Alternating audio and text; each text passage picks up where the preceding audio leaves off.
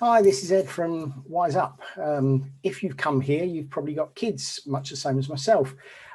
This particular video is aimed at helping you with younger children. So those are in Key Stage 3, which are ages 11, 12 and 13, which are in years 7, 8 and 9, to really sort of try and encourage you to have conversations or maybe enter into some sort of healthy habits when it comes to personal finance with your kids. Now, it's a conversation that's always quite difficult to have. We don't necessarily always feel prepared, but believe me, it's a really, really worthwhile one having, because we're all really concerned about our kids, certainly when they're young, and believe me, that doesn't get any different when they get older as well.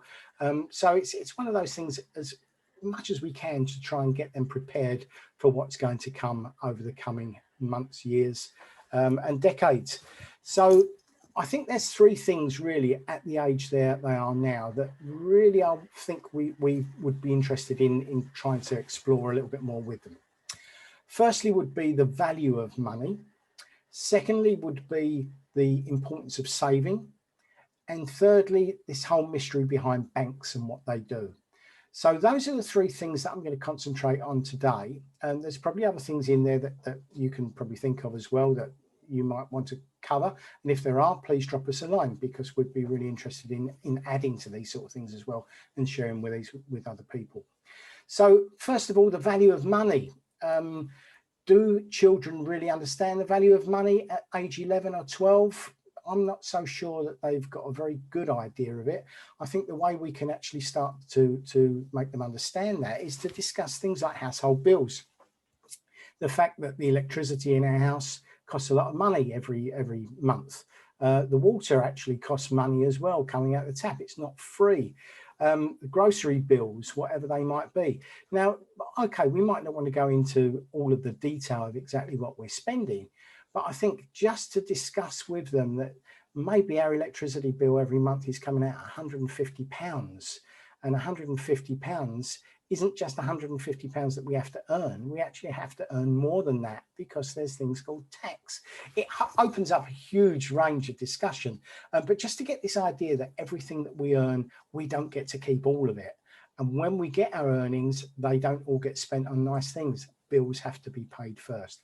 So it gives them an idea that what they get coming in won't necessarily be what they get to keep. Now, what about pocket money? A lot of you will be giving your kids pocket money, but do they work for it? Is that something we should be looking to encourage? Should there be a tariff of different bits of money they can earn for different jobs? The more they work, the more they earn. It's a good way of actually getting them into this idea of things don't come for free. Everything has a value and everything has to be worked for. So that might be one of the things that you might want to sort of look at and encourage as well. Now, savings are really important. Certainly getting into that savings habit as soon as we can, I think, is vital. And the way that I was taught going back many, many years, and the way that I worked with my kids, was to try and just encourage them to save some coins in a box as a starting point. And I think the important thing when it comes to saving is little and often. So just try and encourage them to put a coin into the box once a day. And it doesn't matter what the coin is. Go into their pocket or into their purse blind and just take any coin out and put that into the box and leave it in there for a rainy day.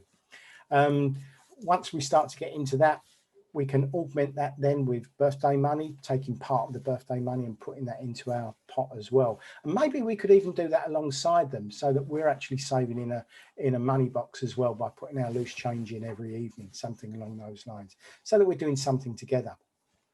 We could actually set our kids savings goals.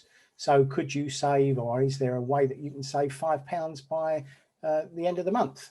And if they can, maybe we want to start thinking about, can we do some sort of a matching incentive, so that for every £1 they save, we add another 50p or whatever that might be. So it gives them an incentive for actually saving more. And also then we can start to bring in, what are you saving for? Is there a video game that you want that's going to be so much better if you actually save for it before you buy it, rather than asking grandparents or whatever to buy it and then for a birthday, so they've got to wait. So it brings all of those sort of things in as well. And the last thing really towards the end of this Key Stage 3 will be thinking about maybe opening a bank account for your kids.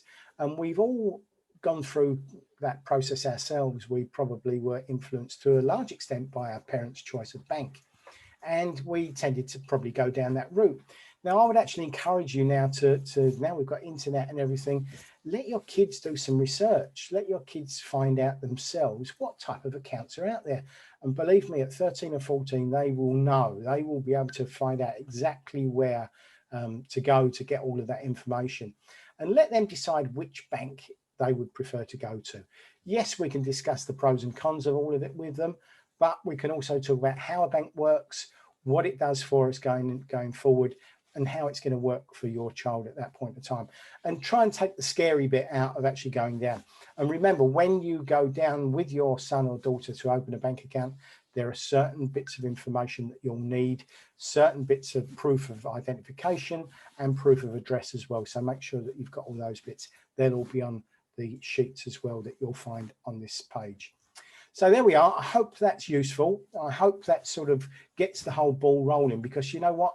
The more information we can get or share with our kids at this stage, the more financially savvy they're going to be going through the rest of their lives. So it's getting people into good habits. So let's recap the cost of money and the value of money, the importance of saving, and how banks work and thinking about opening a bank account. Hopefully you found that useful. We've got another video for Key Stage 4 and another one for Key Stage 5 as well, which are for different age kids. Go and check those out. There's also lots of fact sheets on this particular page as well, so that you can actually have a little crib up before you talk about these things with your kids, because we don't want them asking questions we can't answer, but that's why we're here. So if you get stuck, you know where we are. Drop us a line and we're there to help. Okay, I hope you found it useful. Hope you enjoyed it, and I'll see you next time. Bye.